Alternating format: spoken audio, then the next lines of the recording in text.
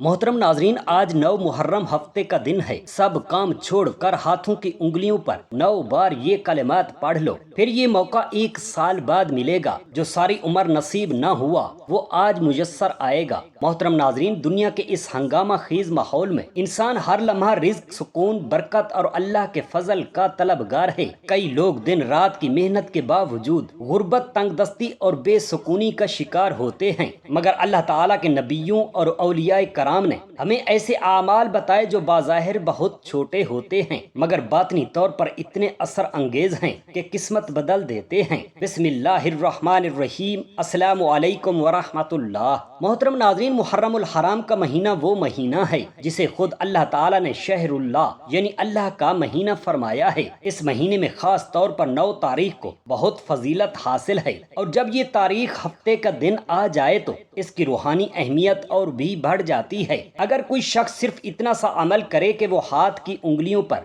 9 بار یہ تسبیح پڑھ لے جو آج کی اس ویڈیو میں ہم آپ کو بتانے والے ہیں، تو اللہ تعالیٰ اس پر رزق کے دروازے ایسے کھول دیتا ہے کہ عقل حیران رہ جاتی ہے۔ محرم الحرام کا مہینہ ان 4 مقدس مہینوں میں شامل ہے جن کا ذکر قرآن مجید میں آیا ہے۔ بے شک مہینوں کی گنتی اللہ کے نزدیک 12 ہے۔ جس دن اس نے آسمان اور زمین کو پیدا کیا، ان میں سے 4 مہینے حرمت والے ہیں۔ ان 4 مہینوں میں محرم سب سے اول درجہ رکھتا ہے۔ حضرت امام حسین رضی اللہ تعالی عنہ اور ان کے ساتھیوں کی قربانی کی یاد تازہ کرنے والا یہ مہینہ ہمیں صبر، عزم، توکل اور اللہ سے تعلق کی اعلیٰ ترین مثال فراہم کرتا ہے۔ 8ویں محرم کا دن کربلا کے واقعات میں وہ دن ہے جب امام حسین رضی اللہ تعالی عنہ کے خیمے میں پانی کی قلت شدید اختیار کر گئی۔ بچوں کے ہونٹ خشک ہو گئے تھے مگر کسی نے ہمت نہ ہاری تھی۔ اسی دن امام حسین رضی اللہ تعالی عنہ نے اپنے ساتھیوں کو آخری بار اجازت دی کہ جو جانا چاہے چلا جائے، لیکن کوئی نہ گیا۔ یہ دن وفا، ایثار اور اللہ پر کامل یقین کی علامت بن گیا۔ کربلا کی تپتی ہوئی ریت، آسمان سے برستی ہوئی آگ جیسے دھوپ، خیموں میں بچوں کی پیاس سے سسکیاں، اور ایک طرف امام حسین رضی اللہ تعالی عنہ کا صبر و استقامت، یہ سب کچھ تاریخ کا وہ ناقابل فراموش باب ہے جو ہر دل کو ہلا کر رکھ دیتا ہے۔ 9 محرم الحرام کا وہ دن تھا جب یزیدی فوج نے نہر فرات پر پہرا مزید سخت کر دیا تھا۔ پانی کی بوند بوند کو ترستے رہے۔ حضرت امام حسین رضی اللہ تعالی عنہ کے قافلے پر یزیدیوں نے پیاس کا عذاب نازل کر دیا۔ خیموں میں بچوں کی زبانیں خشک ہو چکی تھیں۔ شیر خوار علی اصغر ہونٹ ہلا بھی نہیں سکتے تھے۔ اسی دن حضرت امام حسین رضی اللہ تعالی عنہ نے اپنے بھائی علمدار وفا حضرت عباس بن علی رضی اللہ تعالی عنہ کو بلایا۔ ان کی آنکھوں میں آنسو تھے، دل زخمی اور زبان پر صرف یہ الفاظ: عباس، خیموں میں بچے پیاسے ہیں، بہنیں پریشان ہیں، اگر ممکن ہو سکے تو کچھ پانی لے آؤ۔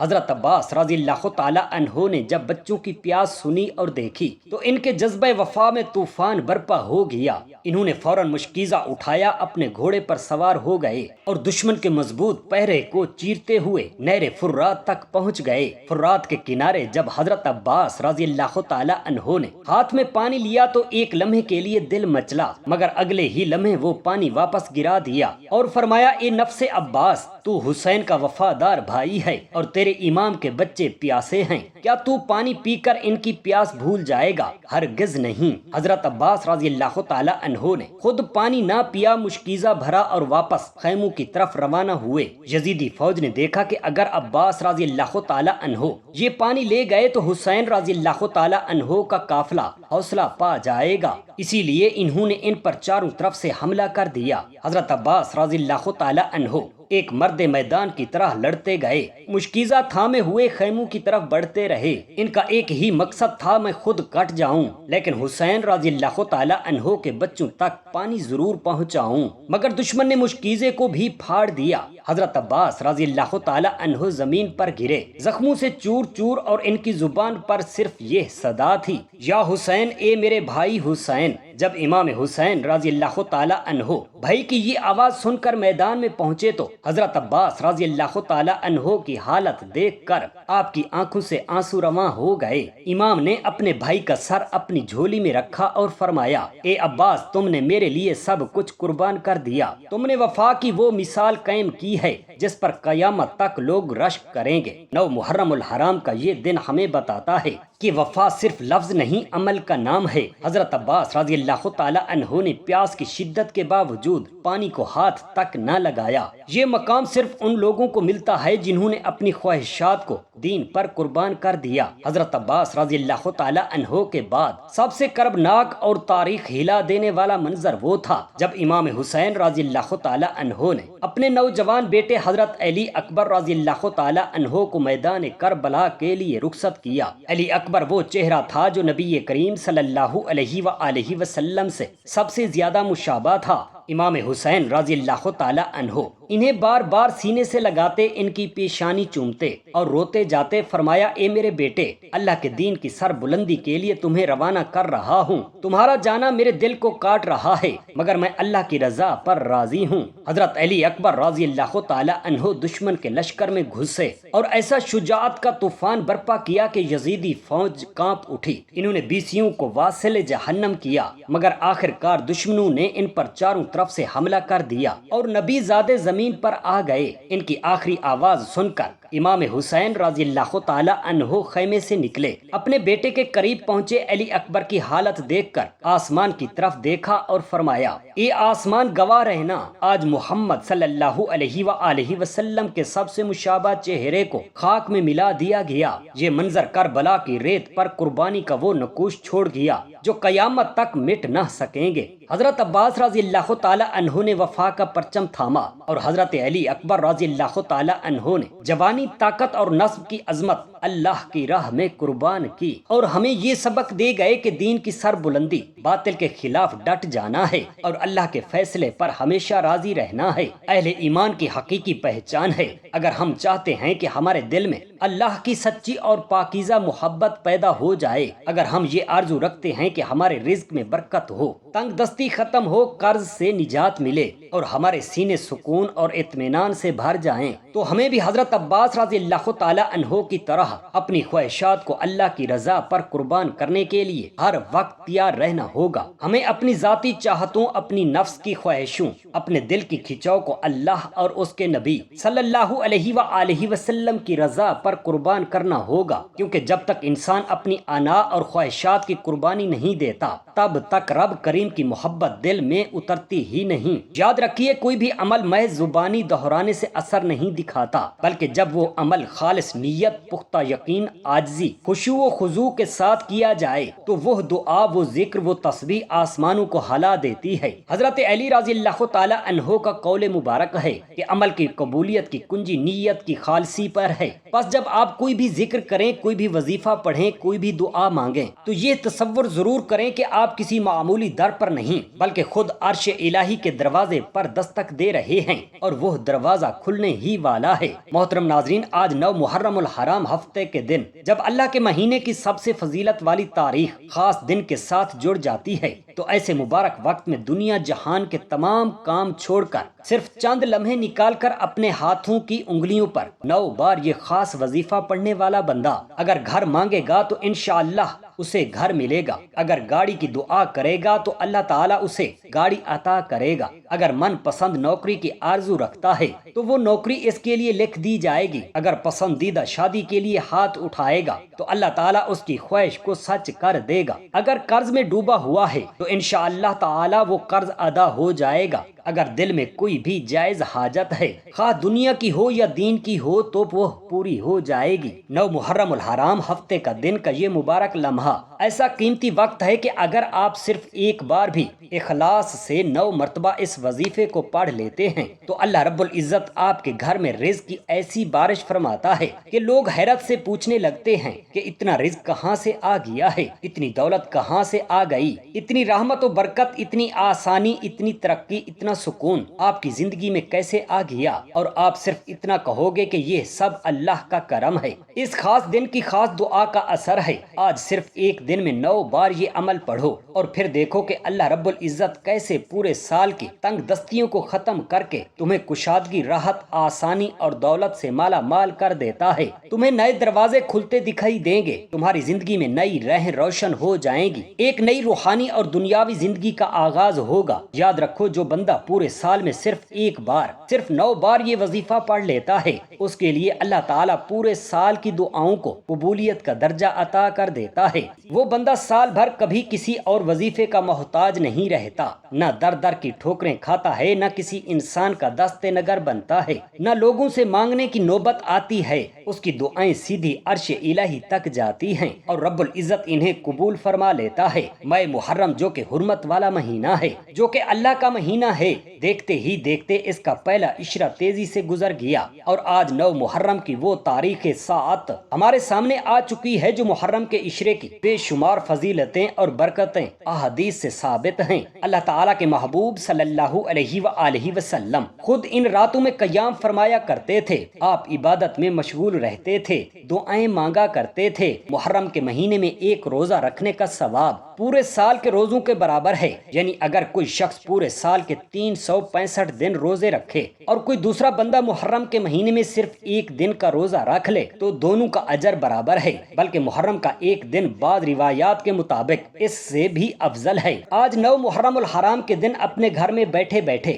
دنیا کے ہر کام چھوڑ کر صرف اللہ کی طرف دھیان دے کر یہ خاص وظیفہ پڑھ لینا، یہ وہ دعا ہے جو عرش الہی سے جڑی ہوئی ہے، یہ وہ کلمات ہیں جو رب کریم کے لاڈلے ہیں، جو اللہ کے عرش پر لکھے گئے ہیں، جو اس کی خاص محبت والے بندوں کی زبان پر آتے ہیں، اور جو بندہ ان کلمات کو پڑھ لیتا ہے وہ خود رب کریم کا لاڈلا بن جاتا ہے، اللہ کی رحمت کا سایہ اس پر چھا جاتا ہے، فرشتے اس کے لیے دعا کرنے لگتے ہیں، دروازے اس کے لیے کھلتے جاتے ہیں، وہ جو کچھ بھی مانگے رب کریم عطا فرما دیتا ہے۔ جو بندہ رب کا لاڈلا بننا چاہتا ہے، جو اللہ کریم کی رحمت کا خاص بندہ بننا چاہتا ہے، جو دنیا کی ہر حاجت اور ہر دعا کی قبولیت چاہتا ہے، وہ آج 9 محرم کے دن صرف 9 بار یہ خاص عمل کرے تو اللہ پاک اس کے دل کو، اس کے گھر کو، اس کی پوری زندگی کو دولت، رزق، سکون اور کامیابی سے بھر دیتا ہے۔ آپ روزانہ بہت سے وظائف پڑھتے ہوں گے، لیکن محرم کے مہینے کی فضیلت، برکت اور روحانیت اپنی الگ شان رکھتی ہے، اور جب کوئی خاص وظیفہ کسی خاص دن اور کسی خاص نیت اور کسی خاص حاجت کے ساتھ پڑھا جائے تو اللہ تعالیٰ کی رحمت عام نہیں رہتی، وہ خاص ہو جاتی ہے۔ اور جب اللہ کسی کو خاص عطا کرنا چاہے تو وہ نہ شکل دیکھتا ہے، نہ زبان، نہ عمل، نہ لباس، نہ چہرہ، وہ صرف نیت، صدق دل اور دعا کے وقت کی کیفیت دیکھتا ہے، اور پھر چھپر پھاڑ کر دروازے کھول کر وسیع رزق، عزت، راحت، سکون، قبولیت اور روحانی بلندی، دنیاوی آسانیاں اور آخرت کی نجات عطا فرما دیتا ہے۔ اگر آپ کے مال میں، جان میں، اولاد میں، وقت میں، عزت میں برکتیں، وسعتیں، سعادتیں اور نعمتیں آ جائیں، اور اگر رب کریم کی ذات آپ سے راضی ہو جائے تو پھر بندہ اور کیا چاہتا ہے؟ کیا یہی زندگی کی سب سے بڑی کامیابی نہیں؟ آج ہم وہ آیت، وہ وظیفہ، وہ ذکر بتا رہے ہیں جو جس نے بھی اخلاص سے پڑھا رب کریم نے اسے بے روزگاری سے، محتاجی سے، تنگ دستی سے، غربت سے نکال کر کامیابی اور دولت کو اس کے مقدر میں لکھ دیتا ہے۔